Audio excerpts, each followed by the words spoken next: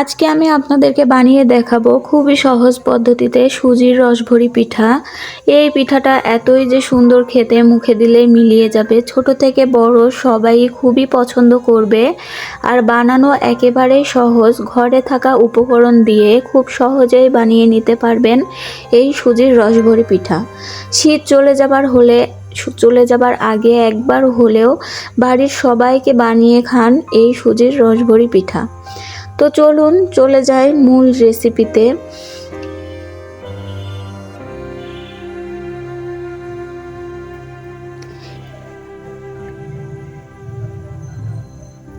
প্রথমে কড়াই বসিয়ে দিয়েছি, তারপরে 1 টেবিল চামচ পরিমাণ চিনি দিয়ে এটাকে আমি ক্যারামেল বানিয়ে নেব। যারা এই ক্যারামেল বানাতে চান না তারা সরাসরি চিনিটা অ্যাড করবেন। এই ক্যারামেল দেওয়ার কারণে পিঠার কালারটা খুবই সুন্দর আসবে, রসমালাইয়ের মতো। যারা ক্যারামেলের স্মেল ভালো লাগে না তারা নর্মাল চিনি দিয়েও এই পিঠাটা তৈরি করে নিতে পারবেন। সেই ক্ষেত্রে আপনার পিঠার কালারটা সাদা থেকে যাবে। ক্যারামেলটা খেয়াল রাখতে হবে যেন পুড়ে যাওয়ার পরে তিতা না হয়ে যায়। ক্যারামেলের ভিতরে আমি এখানে 1 লিটার লিকুইড দুধ দিয়ে দিলাম। দুধের সাথে ক্যারামেলটা খুব ভালো করে মিশিয়ে নিতে হবে। ক্যারামেলের কারণে কিন্তু এত সুন্দর একটা কালার এসেছে। দুধের সাথে ক্যারামেলটা মিশিয়ে নিয়েছি। মিষ্টির জন্য এখানে আমি কনডেন্স মিল্ক ব্যবহার করছি। আপনারা যারা চিনি দিতে চান এই পর্যায়ে চিনিটাও অ্যাড করতে পারেন। স্বাদ বাড়ানোর জন্য দিয়ে দিলাম 1 কাপ গুঁড়ো দুধ। এখানে যেহেতু দুধ আছে তার জন্য যেন গন্ধ না বের হয় এই জন্য 1 চিমটি এলাচ পাউডার দিয়ে দিলাম। তারপরে এই পিঠার শিরাটা খুব সুন্দর করে জাল করে নিতে হবে 10-15 মিনিট। এটা জাল করে একেবারে ঘন করে ফেলা যাবে না। কিছুক্ষণ বলক দিয়ে এটা নামিয়ে রাখতে হবে।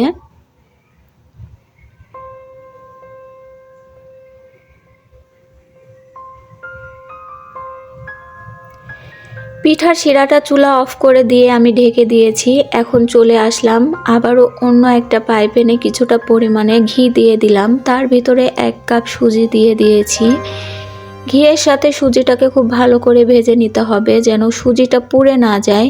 সুজির কাঁচা গন্ধটা চলে যাওয়া পর্যন্ত এটা সুন্দর করে ভেজে নিয়েছি। ঘি যদি হাতের কাছে না থাকে রান্নার রেগুলার তেল দিয়েও ভেজে নিতে পারবেন।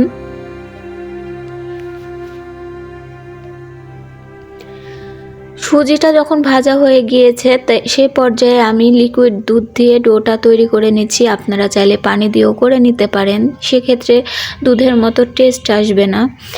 অল্প অল্প করে দুধ দিয়ে আমি পিঠার ডোটা বানিয়ে নেব যেন খুব বেশি দুধে নরম না হয়ে যায়। এখানে আমার মোট 1.5 কাপ দুধ লেগেছে। তার ভিতরে দিয়ে দিলাম 1 টেবিল চামচ চিনি ও 1 চিমটি এলাচি পাউডার। ডোটা খুব সুন্দর করে এখানে জাল করে নিতে হবে যেন একটা শক্ত মসৃণ ডো তৈরি হয়। এই ডোটা হয়েছে কিনা আপনারা তখনই বুঝতে পারবেন যখন দেখবেন যে এটা ফ্রাই প্যান থেকে এমনি এমনি উঠে আসছে। যখন হয়ে যাবে এটা এমনি কড়াই থেকে উঠে আসবে তখনই আমি একটা মিক্সিং বোলে নামিয়ে নিয়েছি। ডোটা যখন কিছুটা পরিমাণে ঠান্ডা হয়ে যাবে এর মধ্যে 1 চা চামচ বেকিং পাউডার দিয়ে আমি খুব সুন্দর করে ডোটা মাখিয়ে নেব। বেকিং পাউডার দেওয়ার ফলে পিঠাটা আরেকটু বেশি সফট হবে, সেজন্য চেষ্টা করবেন এখানে বেকিং পাউডারটাই দিতে। এখানে আমি খুব সুন্দর করে হাতে একটু ঘি মেখে ডোটা মাখিয়ে নিচ্ছি। এই কাজটা একটু ধৈর্য নিয়ে করবেন, তাহলে পিঠাটার রেজাল্ট আরও বেশি ভালো পাওয়া যাবে। পিঠার লেচিটা আমার মাখানো হয়ে গেছে। এবার এখান থেকে আমি ছোট ছোট লেচি আকারে কেটে বল তৈরি করে নেব। এই পর্যায়ে আপনারা যে যেরকম ডিজাইনের পছন্দ সেরকমভাবে পিঠার ডোটা বানিয়ে নিতে পারেন। আমার এই সিম্পল গোলটাই বেশি ভালো লাগে, সেই জন্য আমি এভাবে করে নিচ্ছি। আপনারা বিভিন্ন ডিজাইনের করে নিতে পারেন।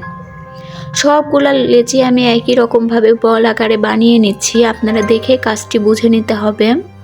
সবগুলো আমার পিঠার ডো বানানো হয়ে গেছে। এখন আমি আগে থেকে কড়াই বসিয়ে তেল গরম করতে দিয়েছি। এখন পিঠাগুলা ভেজে নিতে হবে।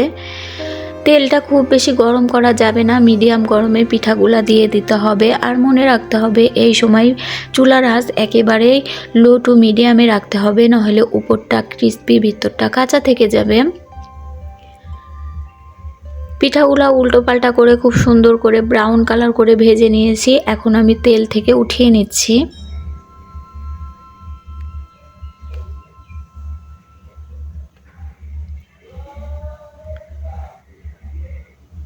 সবগুলা পিঠা আমি তেল থেকে উঠিয়ে নিয়েছি। পিঠা দেওয়ার আগে যে শিরাটা বানিয়ে রেখেছিলাম সেটা আবারও একটু ফুটিয়ে নিতে হবে। অবশ্যই খেয়াল রাখতে হবে পিঠা দেওয়ার আগে যেন শিরাটা আবারও বেশি গরম হয়। গরম থাকা অবস্থায় পিঠাগুলো দিলে খুব তাড়াতাড়ি এর ভিতরে রসটা প্রবেশ করবে আর পিঠাটা অনেক বেশি সফট হবে। সবগুলা পিঠা এখন আমি শিরার ভিতরে দিয়ে দিলাম। এই পিঠাটা অবশ্যই 2-3 ঘন্টা রেস্টে রাখতে হবে, তারপরে এটা পরিবেশন করতে হবে। আপনারা চাইলে ঠান্ডা হওয়ার পর নর্মাল ফ্রিজে সারা রাত রেখে পরের দিনও খেতে পারেন। এটা কমসে কম 2 ঘন্টা তো এটা রাখতেই হবে। ফিরে আসলাম 2 ঘন্টা পর।